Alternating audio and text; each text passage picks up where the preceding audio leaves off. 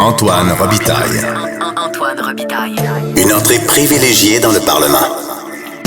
Ce que les ministres n'ont pas voulu dire, Antoine va vous le dire. Cultivez votre savoir. Comprenez les décisions. La nouvelle façon de parler politique. Là-haut sur la colline. On commence à parler de collusion et de corruption au Québec avec le projet de loi 62. C'était très étonnant hier d'entendre le PDG de l'AMP dire qu'il y avait un retour de la collusion. Puis en plus, là, le projet de loi 62, c'est l'établissement du mode de réalisation collaboratif. On en parle avec Paul Saint-Pierre Plamondon. Bonjour. Bonjour. Chef du Parti québécois, évidemment. Vous, M. Plamondon, vous avez été quand même dans le comité de suivi de la commission Charbonneau avant d'entrer en politique. Qu'est-ce que vous avez pensé de ces déclarations-là de Yves Trudel? C'est un intervenant crédible parmi d'autres qui nous dit explicitement de faire attention avec ce projet de loi-là. Et on sent un peu comme le fait toujours la CAQ, là, il y a un empressement, il faudrait l'adopter le plus rapidement possible. Les drapeaux rouges, ils sont évidents pour quiconque a suivi un peu la commission Charbonneau. L'idée dans la gestion des contrats octroyés par le gouvernement, c'est qu'on veut le moins de discrétionnaire possible. On veut un processus concurrentiel. Et là, ce qu'on comprend du projet de loi, c'est lorsqu'il n'y a pas de soumissionnaires en grand nombre, on va juste donner le contrat de gré à gré. Mais vous comprendrez que la collusion est très facile à organiser à ce moment-là. Tout ce qu'on a à dire à son chum, qui est le concurrent, mais avec qui on a des bons liens, c'est, écoute, applique pas. Moi, je vais appliquer tout seul cette fois-ci, puis tu prendras le prochain. Ouais. Et là, tu as la fixation des prix et tu as tout ce qu'on tentait d'éviter au terme de la commission Charbonneau. Ce qu'on veut, c'est un processus d'appel d'offres qui a un certain nombre de critères et qui s'assure d'une concurrence entre des joueurs qui veulent le contrat. Plus on s'éloigne de ça, et d'ailleurs, sous la CAQ, là, c'est une caractéristique de leur gouvernance, avec le projet de loi 61 suivi de 66.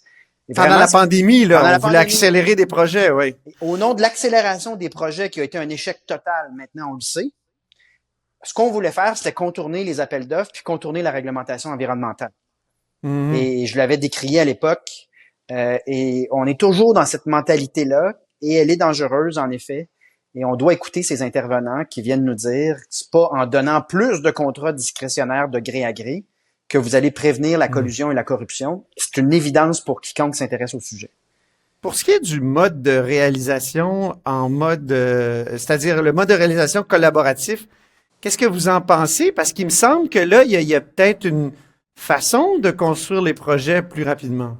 Bon, mais c'est là qu'on a des questions. J'en parlais à mon collègue Pascal Paradis, qui participe à ces travaux-là. Donc, on veut pas fermer la porte. Il y a peut-être des avantages, mais en même temps, à nouveau, on veut pas se retrouver avec un nouveau cadre qui facilite les clins d'œil puis la fixation du processus Donc, on ferme pas la porte. On est en train de l'étudier. Puis on pourra, une fois que l'étude sera complétée, on pourra répondre là, de manière rigoureuse à cette question-là.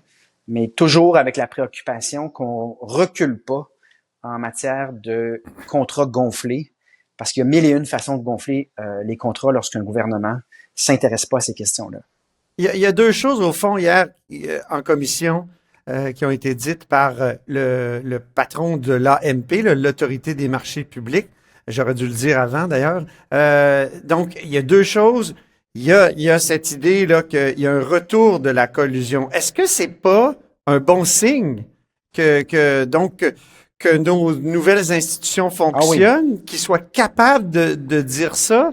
Ouais. Il aperçoit le crime organisé, il est capable de le dénoncer. Est-ce que ça, c'est pas un bon signe qui est ce révélateur là?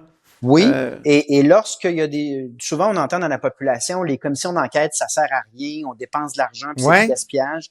L'AMP est un produit des conclusions dans Charbonneau, de notre apprentissage comme société. Et oui, là, on a un interlocuteur qui est très crédible et qui rapidement nous dit, c'est ce qui est en train de se produire. Vous pouvez être indifférent, mais si vous êtes indifférent, vous en payerez le prix électoral. Alors que si ça se passe en dessous des couvertures, personne s'en rend compte, le phénomène prend de l'ampleur. Donc oui, il y a des avancées. Puis j'ai toujours pensé que on est mieux de nommer les problèmes puis laisser la discussion avoir lieu à l'échelle de la société que de cacher les problèmes. Mais maintenant, c'est pas un gouvernement du côté de la CAQ. Quand on regarde les déclarations du premier ministre, notamment sur le projet de loi 61-66, on nous rappelle qu'ils ont Sonia Lebel, là, mais... Oui, elle s'est fait rassurante. D'ailleurs, ce ça. matin, là, elle a dit que le mode de réalisation collaboratif sur les contrats publics ne vient pas augmenter les risques de collusion. C'est un mode de réalisation et non d'adjudication, a-t-elle dit. Donc, une fois qu'on a fait des communications, là, moi, j'aimerais comprendre pourquoi la proportion de contrats de gré à gré a augmenté substantiellement sur la CAQ. J'aimerais avoir des comptes, une reddition de comptes sur tout ce qui a été donné en soutien aux entreprises pendant la pandémie parce que c'était loin d'être transparent. Donc, c'est bien beau, là, avoir une caution morale, mais vous nous permettrez de faire le travail en tant que parti d'opposition pour s'assurer qu'au-delà des coms, on ait des garanties parce que les chiffres, les témoignages au niveau de la collusion des contrats de gré à gré, il n'y a rien qui sent bon en ce moment. Il n'y a rien qui nous permet de croire qu'on s'en va dans la bonne direction. Donc, vous nous permettrez de ne pas s'en tenir aux paroles de Sonia Lebel et de faire notre travail avec vigilance. En même temps, je me fais un peu l'avocat du diable. Je me mets à la place aussi du gouvernement qui se fait dire jour après jour, vous n'arrivez pas à construire, vos projets lèvent pas de terre. À un moment donné, quand tu es un élu, là, il me semble que tu dois avoir envie que ça bouge. Et peut-être que, justement, on s'est tellement donné de pare-feu, environnementaux, mais aussi contre la collusion, que est-ce qu'on n'a pas paralysé la machine? Moi, je me pose cette question-là. Pas au niveau de l'appel d'offres, là, elle a toujours été là. En fait, ça fait longtemps qu'elle est là. Mais des fois, à vouloir procéder le plus vite possible, on procède beaucoup plus lentement. C'est le cas du REM de l'Est. On s'est précipité tellement de fois qu'il n'y a rien. En fait, plusieurs projets de transport et d'infrastructure sous la CAQ, on a voulu procéder vite pour se rendre compte qu'en fait, on était complètement dans le champ. Et là, on recommence à zéro, puis on dilapide pendant ce temps-là des centaines de millions de dollars en études. Donc, faire les choses dans l'ordre, c'est pas un empêchement. Le problème qu'on a, c'est vraiment un problème de concurrence sur le territoire québécois. Il n'y a pas beaucoup de joueurs prêts à soumissionner. On l'a vu dans le tramway de Québec. Moi, c'est un projet que je trouve emballant personnellement, mais en même temps, c'est vrai ce que dit la ministre Guilbeault. Il y avait personne pour soumissionner. C'est terrible parce que on demande beaucoup de caution. C'est devenu tellement compliqué que peut-être qu'on effraie les joueurs. C'est peut-être pas juste une question de manque de concurrence. Non, c'est pas tant que c'est effrayant. C'est-à-dire que les complications par rapport à un contrat gouvernemental, elles ont une valeur, puis les joueurs fixent leur prix en fonction de l'ensemble. Mais c'est sûr que si pendant plusieurs décennies, on n'a pas vraiment eu de projet pour alimenter des entreprises, si on n'a pas protégé nos fleurons québécois et on est devant des multinationales qui ont peu d'intérêt pour ce qui se passe au Québec, il y a un certain nombre de facteurs. On peut parler d'une détérioration de la concurrence dans ce domaine-là, puis là, on y fait face. Donc, ça prend des solutions pour redonner des incitatifs à être un des joueurs qui fait de la concurrence, puis dans un contexte de pénurie de main-d'œuvre. Qu'est-ce que ce serait, ces incitatifs-là, pour augmenter la concurrence? Qu'est-ce que ça pourrait être? On a un enjeu mon prochain point, c'est qu'au PQI, en ce moment, on a énormément de projets. Donc, ça aussi, c'est un facteur, c'est-à-dire beaucoup de projets à faire, peu de main-d'œuvre. Ce qui dit peu de main-d'œuvre dit, on va mettre les prix très, très élevés, puis on pourra pas tous les faire, les projets. Mais pour votre question, elle est bonne. Je pense que je vais faire mes devoirs avant de revenir parce que c'est un vrai sujet, c'est-à-dire constatant qu'il y a plus beaucoup de compagnies qui peuvent ou veulent faire un grand nombre de projets en infrastructure au Québec. Quelles seront nos propositions pour stimuler cette concurrence-là, rendre le marché invitant, mais sans pour autant faire des chèques en blanc aveugles qui permettent de la collusion, de la fixation de prix ou le contournement des normes environnementales. Parce que si c'est ça la solution, on le voit un peu du côté des municipalités aussi, là. On a perdu le contrôle de l'immigration temporaire, on bâtit pas assez de logements, qu'est-ce qu'on fait?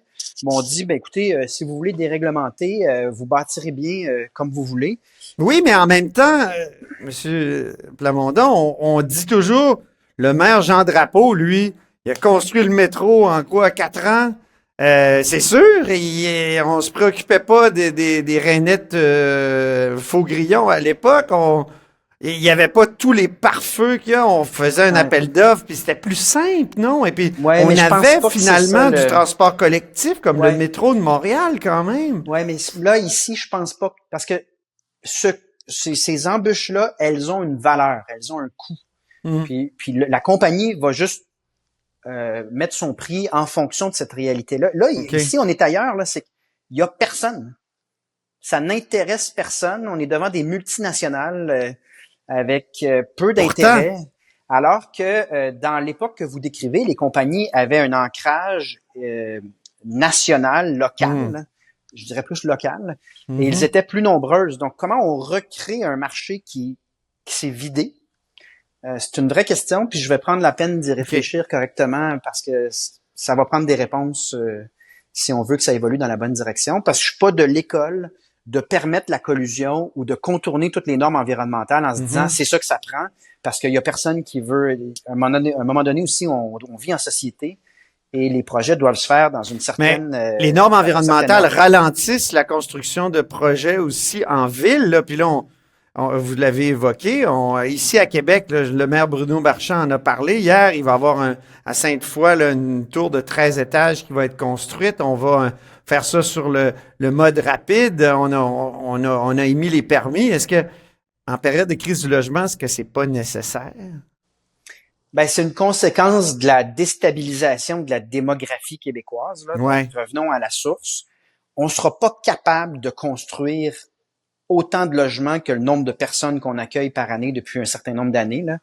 Et donc, tu sais, dans mes ambitions les plus sincères, je me suis commis à augmenter par 50% le nombre de constructions sur une base annuelle. Mais si on a 30 000 mises en chantier, puis qu'on se rend à 45 000, pendant qu'on accueille 230 000 personnes, je veux dire, on peut pousser la machine puis enlever toutes les normes. On peut bâtir, là, fling-flang. Ça ne changera pas ce débalancement entre l'offre et la demande. Donc, c'est pour ça aussi que... faut parler d'immigration aussi. Vous avez été attaqué en fin de semaine par le chef on peut l'appeler le chef peut-être maintenant, de Québec solidaire, le co-porte-parole Gabriel Nadeau-Dubois. Il a dit que vous vouliez préparer un référendum contre l'immigration. Il a dit qu'il ne faut pas qu'on transforme le beau projet d'indépendance en un référendum contre l'immigration. Je sais que ça vous a froissé, ça. Vous avez déposé une motion hier pour dire on peut parler d'immigration sans pour autant être xénophobe. D'ailleurs, ils ont refusé, si je ne m'abuse, Ils ont refusé, en effet. D'accepter la motion. Ça vous a froissé, ça vous a piqué quand même. Ben, je trouve que c'est un problème démocratique qui est celui de la confiscation de certains débats pour soutirer un profit politique, là. Les conservateurs, comme Québec solidaire, font souvent ça. Ils prennent des vraies questions, mais ils déforment juste assez l'enjeu pour créer un climat de débat malsain. Ici, on parle de créer de la peur chez les Québécois issus de l'immigration, créer vraiment un sentiment insécure. Alors que ce dont il s'agit, c'est une discussion normale sur les seuils d'immigration sur une base annuelle en fonction de notre capacité d'accueil. Ce avec quoi Québec solidaire va travailler, c'est une déformation de ce débat-là en disant on met la faute sur les immigrants, ce que personne n'a jamais fait, puis ce que je ferai jamais.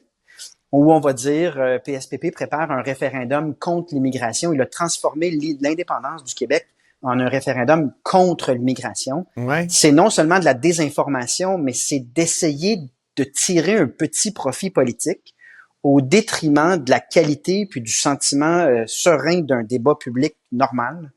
Et moi, je trouve ça inquiétant sur le plan démocratique et je trouve ça encore plus inquiétant quand Québec solidaire vote contre une motion qui réitère la démocratie, là, qui réitère le principe qu'il faut être capable de débattre sans se diffamer de part et d'autre, là.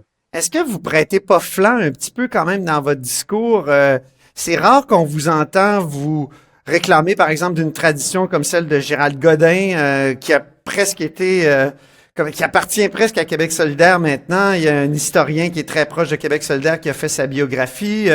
À qui appartient Gérald Godin aujourd'hui? C'est la question qu'on pourrait se poser. Mais c'est rare qu'on vous entend dire que le Québec veut être un creuset, comme on entendait, je sais pas moi, Bernard Landry le dire, ou plusieurs, même évidemment René Lévesque est québécois qui veut bien l'être. Il me semble que ça fait quand même pas partie de votre discours.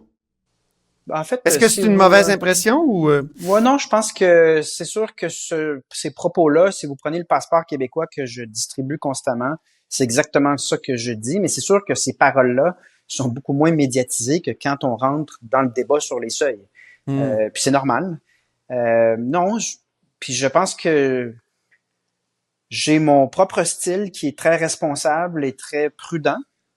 Et je ne me réclame pas de Gérald Godin. Moi, j'ai comme philosophie qu'on n'est pas supposé soi-même se déclarer héritier de Gérald Godin. Quand on est obligé de le faire soi-même, c'est peut-être parce que on est dans l'exagération. On laisse les autres et l'histoire qualifier la qualité de notre travail. Mais non, je n'ai pas fait d'autopromotion en essayant de récupérer à mon profit politique la mémoire de personnes qui ne sont plus parmi nous. Et je me est-ce que vous concentre sur la prêtez pas qualité du flanc? travail. Mais ma question, en terminant, est-ce que vous prêtez pas flanc quand même en ne rappelant pas cette tradition-là, disons, je pourrais parler de Couture aussi, qui était un grand ministre de René Lévesque de l'immigration. Donc, Donnons le temps au temps. Je répète tout le temps que notre modèle, c'est que tous les Québécois sont Québécois en part entière. On répète tout le temps que la raison du débat sur les seuils, c'est que tout le monde devrait avoir le droit d'avoir un toit. On devrait être dans une société juste et équitable. Ce sont des messages que je répète souvent, mais rappelons aussi que dans le calendrier de ce qu'on veut faire, il y a cette étape sur la conception de la citoyenneté québécoise qui arrive un an avant l'élection. Et on est déjà en train de travailler dessus. Donc, ayons ce bilan-là la veille du déclenchement des élections, puis je pense que tout le monde aura compris que notre message est un message d'accueil, un message où tous les Québécois sont Québécois à part entière et non pas catalogués, catégorisés dans un groupe ou une case. Et que pour arriver à une société qui est juste, ben ça prend un modèle durable en immigration, puis malheureusement, le fédéral, puis un peu aussi l'aveuglement volontaire de la CAQ, nous place dans une situation vraiment à l'extérieur de ce qui est durable. Donc, c'est un discours qui est nuancé puis qui a du sens. On va le maintenir de manière constante et on laissera les gens juger de la véracité puis de la qualité de ce discours-là. Merci beaucoup. À une prochaine. Paul Saint-Pierre Plamondon, chef du Parti québécois. Antoine Robitaille. Il décortique les grands discours pour nous faire comprendre les politiques. Là-haut sur la colline. Il y a deux vadrouilleurs des couloirs de la colline qui sont avec moi aujourd'hui. C'est les correspondants au bureau parlementaire, Marc-André Gagnon et Nicolas Lachance. Bonjour! Bonjour! Mes hommages. On va parler de plusieurs sujets parce qu'on est en fin de session parlementaire, puis ça barde, ça chauffe. Dites-moi, on va commencer par la rubrique « Ça va mal ». Et on a 3 cas à exposer et dans la rubrique « Ça va mal », c'est souvent Nicolas qui nous rapporte ça. Et surtout quand on parle de l'informatique. Explosion des coûts pour l'info nuagique, nous apprenais-tu ce matin, Nicolas? Ça a évolué au cours de la journée parce que Éric Kerr, le ministre de la Cybersécurité, a tenté de te répondre. Mais d'abord, rappelle-nous ta nouvelle. Écoutez, en 2019, Christian Dubé puis Éric Kerr ont annoncé, parce que Christian Dubé était le président du Conseil du Trésor à l'époque, avant d'être ministre de la Santé. Éric Kerr, à l'époque, était ministre délégué à la transformation numérique, donc il n'était pas un ministre à 100%, mais relevait de M. Dubé. Donc, on annonçait en grande pompe la fin des centres de données. Ouais. Donc, on allait transformer ça, fermer tous ces centres de données pour aller en info nuagique. Dans sa plateforme électorale, la CAQ avait promis de faire des économies de 210 millions avant la fin du mandat en informatique. Et ça, c'était le gros morceau de leur promesse. Donc, ils s'étaient présentés au lutrin afin de confirmer qu'en abolissant les centres de données, dès 2023, il y aurait des économies de 100 millions de dollars.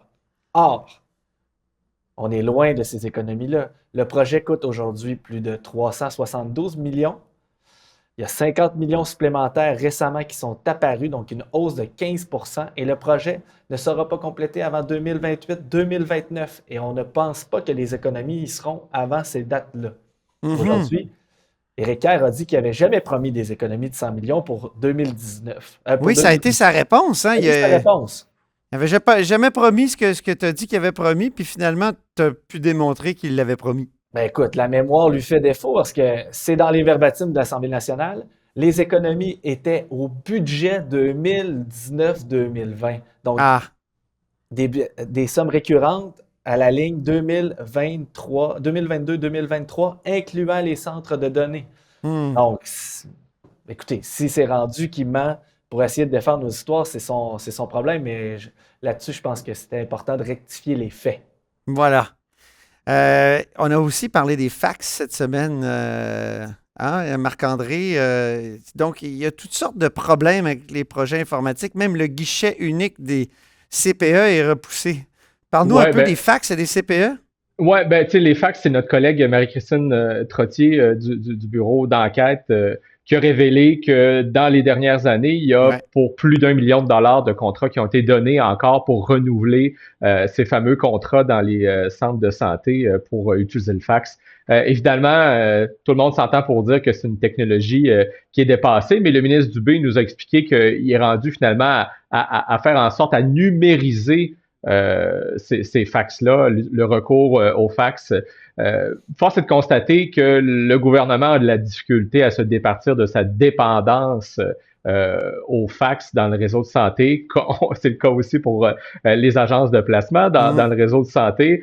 Le gouvernement a aussi de la difficulté à coucher de ses projets informatiques. Puis, tu sais, ce que Nicolas me raconte, moi, ça me rappelle une entrevue que j'avais faite avec Éric Kerr après l'élection, l'arrivée de la CAQ au pouvoir, où Éric Kerr s'était confié à nous en nous disant que François Legault lui avait redonné espoir pratiquement en la vie, en lui donnant une place au sein des saints au Conseil des ministres. Puis il avait énormément d'ambition pour de nombreux projets informatiques, notamment cette idée de faire en sorte que on puisse avoir une espèce de portefeuille numérique, d'avoir là-dessus toutes nos cartes d'identité gouvernementales. Et pour faire le lien avec les CPE, c'est que là aussi, en réalité, c'est un enjeu informatique. Du moins, on a questionné aujourd'hui dans les corridors de l'Assemblée nationale la ministre de la Famille, Suzanne Roy, qui nous a expliqué que ce fameux guichet d'accès, donc qui permet aux parents de s'inscrire pour avoir une place éventuellement dans un CPE, il y a un nouveau guichet unique qui devait être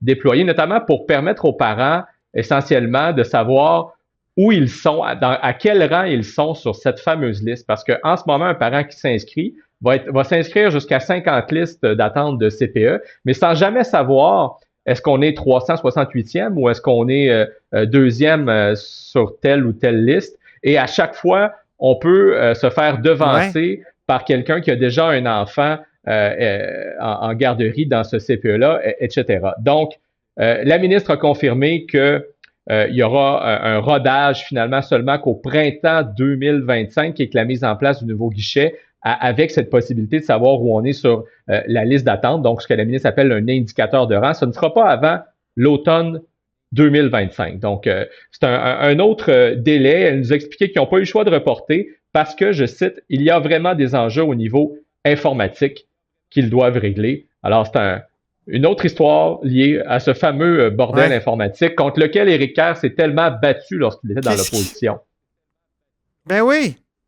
Qu'est-ce qui se passe avec tout ça, d'où vient le problème, Nicolas Lachance? On a un gouvernement qui a passé beaucoup de temps dans l'opposition, qui a promis énormément de choses, qui avait une plateforme électorale touffue, et on avait un ministre et j'inclus Christian Dubé et Éric Kerr, dès qu'ils sont arrivés en poste, ont promis mer et monde en matière informatique, alors que tout le monde s'était cassé le nez avant. C'est un peu triste qu'ils se cassent le nez parce qu'il y avait des belles ambitions. Il y a de belles ambitions, mais ils ont tellement pesé fort lorsqu'ils étaient dans l'opposition sur les déboires des autres partis que lorsque ça... C'est comme si là, le slingshot leur revient en plein visage parce qu'ils ne sont pas capables de mener à terme des promesses ou, du moins, ont beaucoup de difficultés à faire le grand virage informatique qu'ils voulaient. Donc, la machine, peut-être, ne les aide pas, soit.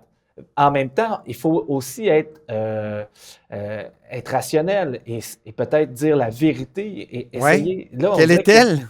Non, mais on dirait qu'ils fragmentent chaque projet pour nous faire croire que ça ne coûtera pas si cher, que ça ne sera pas si long. ils essaient toujours de minimiser les déboires au lieu de donner leur juste. Okay. Je pense que c'est un peu à ça qu'il est confronté. Et est-ce que l'image d'Éric Kerr est entachée aussi? Est-ce que c'est encore le bon porteur de ballon? Ouais. C'est une question que je pose. Ouais. Puis il y a une espèce de dépendance. Marc-André, peut-être un mot sur le fait que pourquoi on s'embourbe toujours au Québec sur dans les projets informatiques?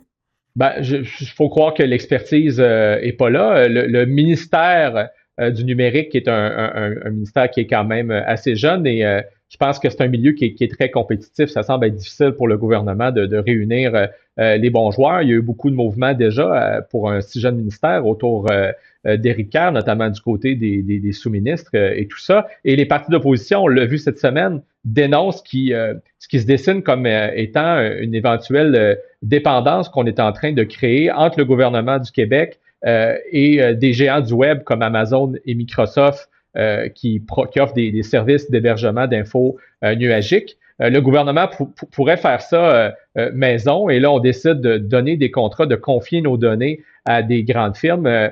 Ultimement, ce sont ces firmes-là qui gèrent les coûts et qui finissent par gérer la business, comme on dit. Et ça me fait penser aussi à ce qu'on voit dans le réseau de la santé. Alors, le gouvernement a des notes à prendre avec ces expériences-là, je crois. Nicolas? Dans le dossier des centres de données, je pense que lorsqu'on a fait les promesses, on ne s'attendait pas à devoir garder aussi longtemps les centres de données existants en vie. Donc, on paie en double. On crée un nouveau centre de données qui est gigantesque, qui coûte des millions de dollars au gouvernement pour mettre les données les plus sensibles. Et après ça, on paye une facture mensuelle, annuelle à des géants du web. Et c'est un peu comme lorsqu'on reçoit notre renouvellement, par exemple Netflix ou autre, et par hasard, là, tout d'un coup, on se fait annoncer, ça va vous coûter 5 $ de plus ce mois-ci. On est attaché après à ces géants du web. Ouais. Donc, c'est impossible de dire maintenant, ah oui, c'est vrai, on va avoir des économies qu'on vous avait promis, parce qu'on ne sait pas combien ça va nous coûter à long terme. Donc, est-ce vraiment des économies et est-ce que c'était le bon choix? C'est difficile de le dire. Ça va peut-être prendre 10 ans de pouvoir de la CAQ avant d'avoir peut-être une idée de cette réussite-là ou non. Je pense à notre sujet 3, le fantôme de la commission Charbonneau ou le fantôme de la collusion qui revient. Marc-André, tu as écrit là-dessus. Explique-nous, là, c'est l'agence des marchés publics qui nous a fait peur hier soir. Oui, l'autorité des marchés publics, on parlait... On parlait de ministres qui ont de l'ambition. Jonathan Julien aussi, lui, en a de l'ambition avec cette vaste réforme des processus d'appel d'offres qu'il propose en lien avec les contrats pour les grands projets d'infrastructure publique. Donc, son projet de loi est présentement en commission parlementaire. Ce sont les auditions comme consultation particulière qui se déroule en commission parlementaire et il y a le PDG de l'autorité donc des marchés publics, Yves Trudel, qui était de passage devant les parlementaires mardi soir. Et ce que le chien de garde des contrats publics a dit, c'est que on constate à l'AMP de plus en plus la présence du crime organisé lors des enquêtes et des processus de vérification qu'ils mettent en branle. Donc, c'est une espèce de gros drapeau rouge que M. Trudel est venu brandir en commission parlementaire. Évidemment, ce n'est pas passé inaperçu. Ça inquiète notamment les partis d'opposition. Et c'est quand même très technique, mais pour essayer de le résumer simplement, c'est qu'il y a une des dispositions dans la mouture originale du projet de loi de Jonathan Julien qui prévoyait en fait que après 2 appels d'offres infructueux, qu'il y aurait cette possibilité pour un organisme public d'octroyer un contrat de gré à gré sans publier sur le système électronique d'appel d'offres, donc publiquement, un avis d'intention de conclure ce dit contrat de gré à gré. Et donc, la crainte qui est venue soulever l'autorité des marchés publics, c'est de dire ce qu'on risque de voir, c'est davantage de potentiels soumissionnaires qui vont s'abstenir de soumissionner en espérant qu'il n'y ait pas de soumissionnaire, que l'appel d'offres finalement ne fonctionne pas et qu'ils obtiennent un contrat de gré à gré en négociant eux-mêmes le contrat. Donc, ça pourrait ouvrir peut-être la porte potentiellement à de la collusion. C'est ce que craignent encore une fois les partis d'opposition. Mais rapidement, jeudi, le ministre Julien est venu nous dire qu'il avait l'intention d'amender son projet de loi, qu'il avait entendu cette crainte-là, qui a été exprimée en passant non seulement par l'Autorité des marchés publics, mais aussi par le vérificateur général du Québec qui était de passage en commission parlementaire. La Fédération québécoise des municipalités est venue aussi transmettre ses craintes parce qu'eux, ils ont peur que les petites villes soient pénalisées, c'est-à-dire que les géants, là, par exemple du génie, les firmes de construction, se garochent en bon québécois sur les futurs contrats de partenariat qui sont prévus dans ce projet de loi-là, et que les petites villes soient laissées pour compte. Mais Nicolas, moi je trouve que le mode de réalisation qu'on met en avant dans cette réforme-là, le mode collaboratif, pourrait peut-être débloquer certains projets. On sait qu'il manque de soumissionnaires au Québec. On l'a vu avec le projet de tramway, qui est un projet, moi, pour lequel je suis favorable à ce projet-là. Mais en même temps, c'est vrai que ce que Geneviève Guilbeault nous a dit, il n'y avait pas de soumissionnaires. Donc, c'est problématique quand il n'y a pas de soumissionnaires. Là, le mode collaboratif va peut-être aider à accélérer de la réalisation. Pour un gouvernement qui se fait constamment dire qu'il ne réussit pas à réaliser des projets, c'est peut-être la voie à suivre. Pour avoir parlé avec certains ingénieurs qui travaillent dans des firmes présentement, c'est un modèle qui est très intéressant pour eux. Puis ils soutiennent qu'ils vont prendre une part du risque, mais qu'aussi ils vont avoir une chance, ils vont avoir une espèce de pactole au milieu, ils vont pouvoir se partager les profits. On sent qu'il y a un certain engouement. Mais moi, ce que j'ai trouvé terrible dans les témoignages de l'AMP et de la vérificatrice générale, c'est que déjà le drapeau rouge a été soulevé. C'est que 30% des contrats actuels sont de gré à gré. Et ils questionnent le fait que quand il n'y a personne qui soumissionne, mais que vous trouvez quelqu'un pour faire le travail de gré à gré, pourquoi n'a-t-il pas soumissionné? Ça lève déjà un drapeau rouge, ça. Mais c'est le nombre de contrats de gré à gré qui a augmenté de 30%. C'est ça qui est important. Depuis seulement 3 ans, 30% d'augmentation du nombre de contrats de gré à gré. Alors, c'est quand même significatif. Et on se rappelle que Mme Lebel faisait ça pour... Donc, il y a eu un projet de loi qui a été amené pendant la pandémie pour accélérer des projets. Elle a toujours dit que c'était protéger de la corruption. On s'entend, là, c'est quand même l'ancienne procureure de la commission Charbonneau. Ça reste que là, c'est un message qui vient de lui être donné. Je suis d'accord, mais que l'Autorité des marchés publics puisse arriver devant une commission parlementaire et dire « Oh, je vois la mafia ou le crime organisé mais sans donner d'exemple. Pointer son nez, sans donner d'exemple, c'est quand même un signal fort qu'il y a un chien de garde qui est là et qui est capable de voir les choses. Donc, on a avancé d'une certaine façon. C'est ça que dit Sonia Lebel. Puis je trouve que c'est un argument qui se tient. Marc-André, oui? Ben, c'est parce que si on résume simplement, ce que M. Julien veut faire, l'intention du gouvernement avec ce projet de loi, c'est de construire plus vite pour moins cher. Mais évidemment que le danger, avec tout projet d'infrastructure, lorsque l'on essaie de faire plus vite, ben, c'est de tourner des coins ronds. Et c'est ce que l'Autorité des marchés financiers veut éviter, et des marchés publics, pardon, veut éviter. Et c'est ce que les partis d'opposition veulent éviter aussi. On peut présumer que le gouvernement veut pas tourner les coins ronds, mais prenons seulement, tu parlais du tramway, on pourrait encore une fois reparler du fameux troisième lien. La CAQ, dans l'opposition, reprochait au gouvernement libéral de ne pas aller assez vite avec le troisième lien. Ils ont été élus, portés au pouvoir. Ils ont dit le troisième lien sera à l'est, près de l'île d'Orléans. Finalement, ils ont changé le tracé. Oui, mais c'est un projet qui... C'était un monotube, il n'y a pas eu de contrat donné, Marc-André. C'est pas la même chose. Il n'y a pas eu de contrat, puis il n'y a pas de réalisation dans le troisième lien. On est encore dans... Je m'excuse, mais il y a eu pour 60 millions de dollars de dépensés pour ce projet-là jusqu'à maintenant. Donc, il y a eu énormément de tergiversations. Et à vouloir aller trop vite, c'est simplement ça que je voulais dire avec cet exemple, c'est que c'est ça, on finit par tourner des coins ronds, puis on tergiverse, et les projets, eux, ne se réalisent pas effectivement. Là-dessus, tu as tout à fait raison. C'est ça. C'est vrai aussi. Pour conclure, Nicolas, pour conclure, oui. Antoine, je me souviens plus qui avait dit ça au lendemain de la commission Charbonneau, mais les experts, si je me souviens bien, disaient que ça prenait entre 5 et 10 ans avant que le cycle de la corruption puisse revenir lorsqu'on avait fait le ménage dans un système. On arrive un peu à ce point-là. Là. Est-ce que les failles ont été trouvées par les entrepreneurs, par ceux qui soumissionnent sur les projets? Et c'est un peu et une chance qu'on a nommé l'Autorité des marchés financiers. C'est pas justement ce qu'ils viennent nous démontrer, dire là, attention, là, Il y a de nouvelles failles. Mhm. Les gens ont compris comment ils se sont adaptés au nouveau système. Il faut faire attention. Il faudrait se protéger autrement. C'est dans l'intérêt des citoyens qui paient les impôts et qui attendent ces projets. C'est un Mais bon c'est mot de la intéressant. fin, Nicolas Lachance. Merci infiniment. Très bien. Oui, vous étiez intéressant d'ailleurs. Je reprends ton mot. Alors, Marc-André Gagnon, Nicolas Lachance, deux correspondants parlementaires au bureau parlementaire. Donc, moi, je les nomme les vadrouilleurs. À très bientôt. Salut. On dit souvent que les murs ont des oreilles. Là-haut sur la colline. Nous, on a deux vraies oreilles à l'intérieur des murs du Parlement. Et c'est l'heure de la chronique consti avec cette semaine Guillaume Rousseau, professeur de droit à l'Université de Sherbrooke. Et notre chroniqueur constitutionnel de la semaine. Bonjour Guillaume. Bonjour.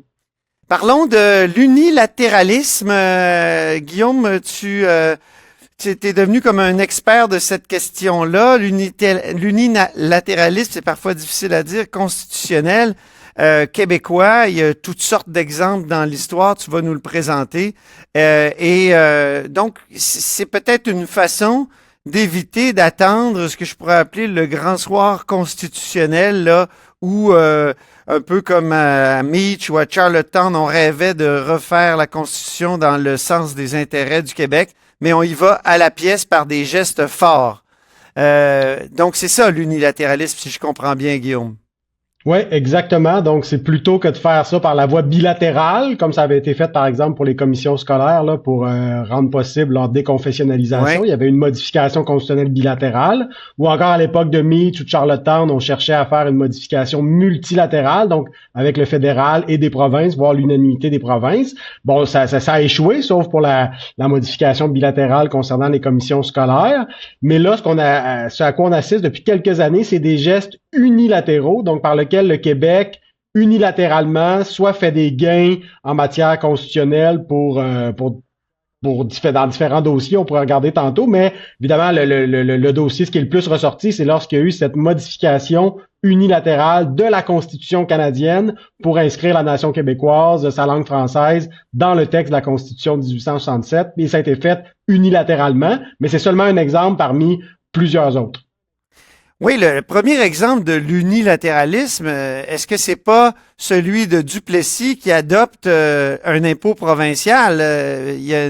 C'est célèbre, ça, dans l'histoire. C'est quoi, dans les années 40? Les années 50, effectivement. Donc, c'est le premier exemple que j'ai trouvé. Puis c'est sûr que ça, dépendant de la définition qu'on a de l'unilatéralisme, on va avoir plus ou moins d'exemples qui vont rentrer. Puis si on fouille un peu, on pourrait peut-être trouver des exemples antérieurs. Mais assurément, pour moi, en tout cas, c'est le premier grand exemple de l'époque relativement récente. Et c'est un exemple bien connu, c'est un gain très fort. Et effectivement, ça a été un peu mon archétype. Donc, je suis parti de cet exemple-là pour voir quelles avaient été les conditions qui avaient permis la réussite de cette action unilatérale-là. Puis j'en ai déduit 8 conditions de réussite d'une action unilatérale. Puis ensuite, pour les autres exemples plus récents, j'applique ces 8 conditions-là. Je vérifie si les 8 conditions ont été rencontrées pour les autres exemples. Et ça permet un petit peu d'expliquer quand ça échoue ou quand ça réussit.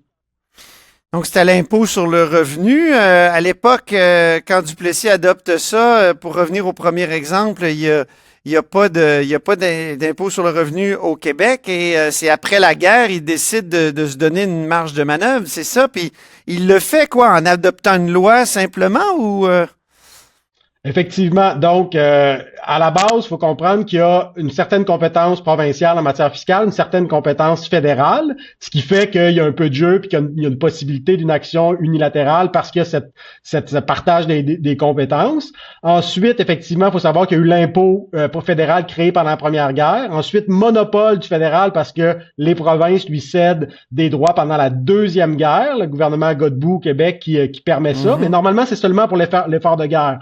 Or, après, et c'est en échange de subventions. Or, après la Deuxième Guerre, qu'est-ce qui se passe? Le fédéral garde son monopole et s'en sert pour intervenir dans les champs de compétences des provinces, notamment en matière sociale, culturelle, des champs très stratégiques pour le Québec. Et à ce moment-là, on réalise que ce qui avait été signé en 42, donc les subventions fédérales qui devaient compenser pour le fait que les provinces qui avaient cédé le monopole sur l'impôt sur le revenu, ça fonctionne pas du tout. C'est des milliards qui sont donnés par le Québec contre une centaine de millions pour de subventions fédérales en échange. Donc, le Québec s'est complètement fait avoir dans cette affaire-là. Et en plus, ça finance les ingérences. Donc là, le gouvernement Duplessis va créer la commission Tremblay avec des grands intellectuels de l'époque, les Esdras Mainville, les François-Albert Angers. D'ailleurs, une très bonne biographie politique récente là, de François-Albert Angers qui raconte cet épisode-là. Donc, la commission Tremblay est mise sur pied. Et là, c'est un avocat de la ville de Port-Alfred qui convainc le juge Thomas Tremblay, qui est à la tête de la commission Tremblay, de la possibilité et de la pertinence pour le Québec de créer un impôt provincial parce que c'est possible juridiquement. Et là, le juge Tremblay convainc Duplessis, qui va effectivement assez rapidement, avant même le dépôt du rapport de la commission, adopter sa loi. Et il va le faire unilatéralement parce qu'il ne consulte pas, il n'obtient pas l'accord du fédéral, du gouvernement de Louis Saint-Laurent après, en amont. C'est seulement après, une fois que c'est fait, qu'il y a une bataille, il y a un rapport de force. Et Louis Saint-Laurent finit par reculer et à accorder une réduction de 10% de l'impôt fédéral pour compenser la création de l'impôt québécois. Ah oui, c'est intéressant. Et donc, le dernier exemple en date, c'est l'exemple que tu évoquais plus tôt. Dans la loi 96, là, on est allé modifier le Google Doc, si je puis parler ainsi, de la Constitution pour y ajouter les mots comme quoi le Québec forme une nation et sa langue et le français. Ouais, encore plus récemment, il y a la modification pour l'abolition du serment au roi, qui est aussi une modification unilatérale de la loi constitutionnelle de 1867, donc c'est encore plus récent. Mais effectivement, le 96 est l'exemple le plus audacieux parce que il y a 3 ou 4 gestes unilatéraux visant à accroître l'autonomie du Québec dans la loi 96. Il y a effectivement la modification de la Constitution de 1867. Il y a la disposition de souveraineté parlementaire dite de dérogation dans pour protéger toute la loi 101, pour protéger toutes les lois modifiées par la loi 96 et autant la disposition de souveraineté parlementaire de la Charte canadienne que de la Charte québécoise. Donc, c'est un usage vraiment là unilatéral sans demander de permission et ça vise à évidemment protéger l'autonomie du Québec. Il y a également la volonté du Québec d'appliquer la loi 101 aux entreprises de compétences fédérales. Et à la fin, il y a eu une entente avec le fédéral, mais au début, il n'y a pas d'entente. Au début, c'est le Québec, avec l'article 89.1, cherche à rendre la Charte de la langue française encore plus applicable. Elle était déjà en partie pour certaines entreprises là, de compétences fédérales qui le voulaient bien, mais là, le Québec annonce sa volonté de le faire, met une disposition dans sa loi pour le faire, et finalement, le fédéral va adopter une loi dans laquelle il offre aux entreprises un régime d'option entre la loi québécoise et la loi fédérale, et la loi fédérale s'inspire de la Charte de la langue française. Donc, c'est un exemple où il y a une action unilatérale au départ du Québec, et ensuite une entente avec le fédéral, où le fédéral fait beaucoup de concessions, un peu comme dans le cas de l'impôt provincial, mais cette fois-là en matière de langue du travail et de la consommation dans les entreprises de compétences fédérales. L'unilatéralisme, Guillaume, c'est pas l'apanage d'un seul parti, là. C'est tous les partis, finalement, ont déjà pratiqué cette façon là, de modifier l'État constitutionnel du Québec. Effectivement. Donc, j'ai trouvé un exemple pour l'Union nationale avec la création de l'impôt québécois, un exemple avec les libéraux avec la doctrine Gérin-Lajoie, un autre exemple vraiment très bon. Plusieurs exemples pour le Parti québécois, notamment la doctrine Gérin-Lajoie, il faut l'expliquer, la doctrine de Gérin-Lajoie pour nos auditeurs. C'est un très bon exemple d'unilatéralisme. Je trouve que Jean Charest l'a bien reformulé dans les années 2000 en disant ce qui est de compétence chez nous et de compétences québécoises partout. Partout. Donc, effectivement, l'idée de Gérin-Lajoie et derrière, c'est André Patry. Et ensuite, Lesage va appuyer. Donc, ça va devenir la doctrine du gouvernement Lesage. Puis ça va être repris par les gouvernements suivants. C'est vraiment de dire, effectivement, ce qui est de compétences québécoises au sein de la Fédération canadienne, le Québec peut parler en son propre nom d'éducation, de droit civil, de tout ce qui relève de ses compétences sur la scène internationale, peut signer des ententes même, et au-delà du fait qu'il y avait déjà une entente en matière d'éducation avec la France, Gérin-Lajoie en fait une doctrine plus large, fait un grand discours devant des diplomates, et c'est effectivement et il le fait sans l'accord préalable du fédéral, ce qui en fait évidemment un élément d'unilatéralisme. le fédéral est un peu réticent, mais finalement, le SAGE appuie Gérard Lajoie, puis le fédéral va continuer. En même temps, il y a un élément de compromis. C'est ça que un des éléments là, qui fait le succès de l'unilatéralisme, c'est qu'habituellement, il y a quand même un compromis. Donc, c'est à la fois le Québec qui ose, qui repousse les limites de ses compétences, qui va dans les zones grises de la Constitution, mais il y a un peu un compromis. Donc, dans ce cas-là, dans Gérard Lajoie, on qualifie, par exemple, les ententes du Québec d'entente et non pas de traité, comme si le Québec était un État souverain, là, directement sujet du droit international. Donc, il y a toujours un élément de compromis. Le Québec est audacieux, mais pas trop, parce que quand il l'est trop, il y a d'autres exemples. Là, ça nous mène au fait que le Parti québécois aussi en a fait des gestes unilatéraux. La loi 101 de 77 tentait de faire du français la seule langue de la législation et de la justice. Et ça, ça a été déclaré inconstitutionnel dans Blakey. Par contre, le Parti québécois a également fait la loi concernant la loi constitutionnelle de 1982, dans laquelle il y avait la disposition de souveraineté parlementaire dans toutes les lois québécoises. Et ça a été validé dans Ford. Donc ça, c'est un exemple réussi pour le Parti québécois.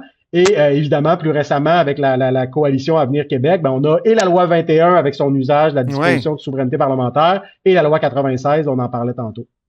Et est-ce qu'il y a un geste que le Québec pourrait faire dans les prochaines années qui pourrait être considéré comme de l'unilatéralisme profitable?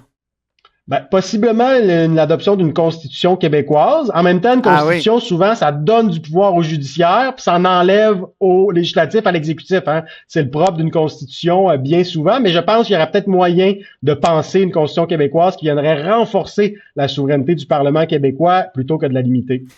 Guillaume, merci beaucoup pour cet exposé, puis on se reparle bientôt, j'espère. Je rappelle que tu es professeur à l'Université de Sherbrooke et tu étais notre vraiment très bonne chronique consti là, cette semaine. Tu étais notre chroniqueur constitutionnel. Donc, à très bientôt. Antoine Robitaille. Il décortique les grands discours pour nous faire comprendre les politiques. Là-haut sur la colline. Dossier de la cigarette sur scène. La Cour supérieure a tranché hier interdire le geste de fumer une cigarette sur scène dans un contexte de représentation théâtrale. C'est une violation injustifiée de la liberté d'expression. Ça, c'est le juge Jean-François Hémon qui a conclu ça. Puis il a acquitté 3 théâtres à Québec qui avaient été mis à l'amende par le ministère de la Santé. On en parle avec Louis-Philippe Lampron. Bonjour, Louis-Philippe. Bonjour, Antoine. Professeur de droit à l'Université Laval, et aussi qui était l'avocat des 3 théâtres, ou un des avocats, des procureurs des théâtres mis à l'amende. Donc, vous avez gagné votre cause hier. Oui, on est très contents. C'est tout un travail d'équipe. J'étais accompagné d'Antoine Pellerin, professeur à la faculté de droit, Julie Desrosiers aussi, et de Benjamin Bolduc qui était chez Tremblay-Bois. Et donc, on a accepté de représenter les 3 théâtres pro bono parce qu'il y avait des enjeux qui nous apparaissaient importants là, en lien avec la protection de la liberté d'expression et en particulier toute la définition là, de la valeur de la liberté d'expression artistique à l'intérieur des activités expressives qui peuvent être protégées, qui sont protégées par la liberté d'expression. Alors, on est très contents. Donc, il y a des acteurs sur scène qui avaient fumé. Oui, 3. Puis, il y a eu des plaintes. Oui. Je sais pas qui peut se plaindre de ça, mais en tout cas... On le sait pas non plus. Surtout que souvent, au théâtre, maintenant, c'est des fausses cigarettes. Je veux dire, ça, on sent pas... C'est des cigarettes qui produisent pas vraiment de toxines ou de choses ou de fumée toxique. Ouais, et c'était des cigarettes de sauge en l'espèce, mais produisaient de la fumée, puis c'est là où ça nous a confrontés, en fait, avec l'application mur à mur des définitions de la loi concernant l'usage du tabagisme, qui faisait pas de distinction, là. Dès qu'on brûle quelque chose dans un cylindre de papier, là, c'est considéré comme étant du tabac. Et c'est sur ces définitions-là, puis ces dispositions-là que s'étaient fondés les inspecteurs pour donner des contraventions. Donc, en première instance, le juge avait dit, c'est correct, il faut les mettre à l'amende parce qu'il n'y a pas d'exception à la loi, Duralex, Sedlex. En première instance, en fait, parce qu'on contestait déjà la validité constitutionnelle des dispositions sur lesquelles s'étaient fondés les inspecteurs pour donner les contraventions. Mais là où c'était très problématique, la décision de première instance, là, pour nous, moi comme professeur de droit, puis pour nos clients, c'était que le juge en venait à la conclusion qu'il n'y avait pas de distinction entre un fumeur qui veut fumer et sous l'angle de la liberté d'expression, et le choix fait par un metteur en scène, un comédien, un scénographe, donc toute l'équipe de créateurs qui finit par livrer une pièce de théâtre devant le public, là, de faire fumer un comédien sur scène dans le contexte d'une représentation théâtrale. Alors pour nous, c'était un vrai recul, voire ça ouvrait une porte là, qui menaçait la portée de la liberté d'expression artistique. Ça, c'était la décision de première instance. Alors on s'est pourvu en appel. Et justement, j'ai lu à quelque part comment on pourrait représenter certaines personnes qui sont reconnues comme des grands fumeurs, mettons René Lévesque.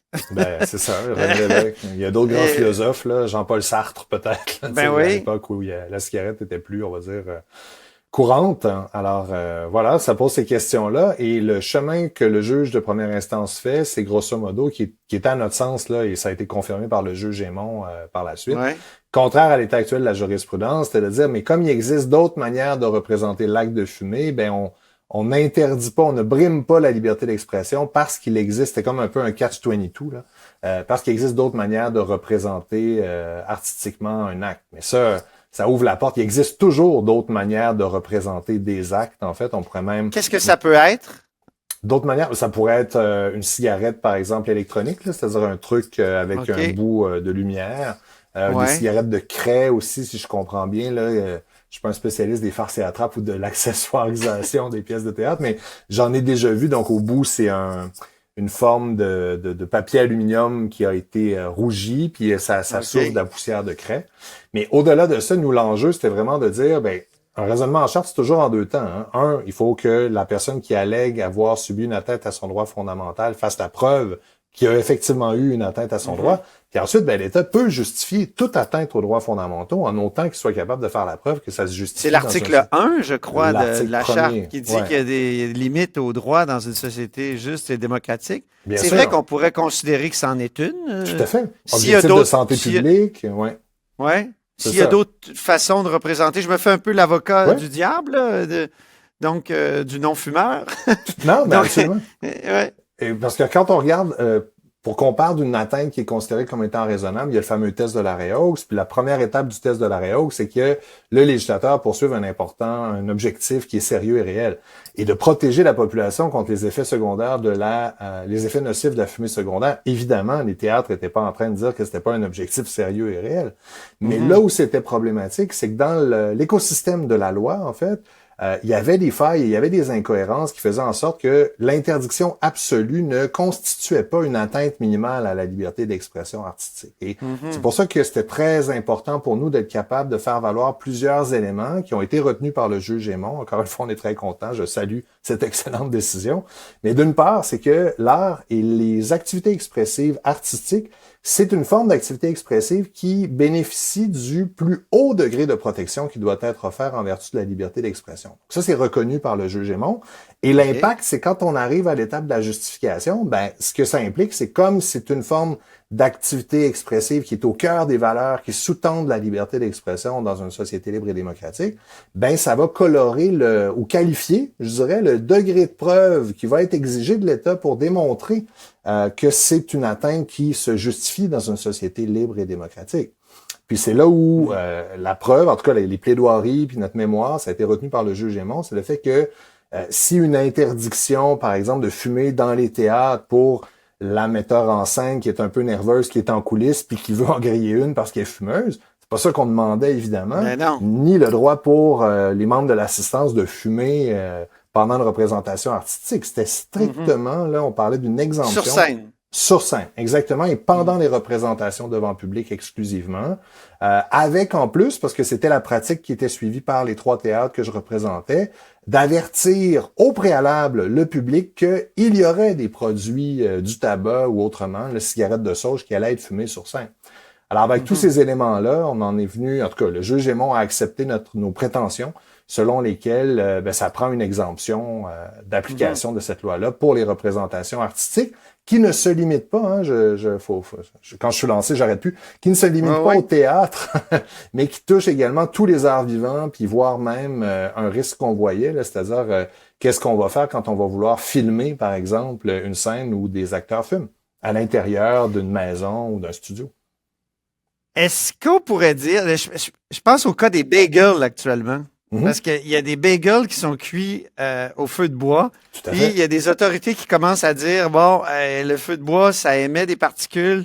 Quand c'est très concentré, mettons, un bagel Saint-Viateur à Montréal, il peut y avoir des risques pour les gens qui sont asthmatiques et tout ça.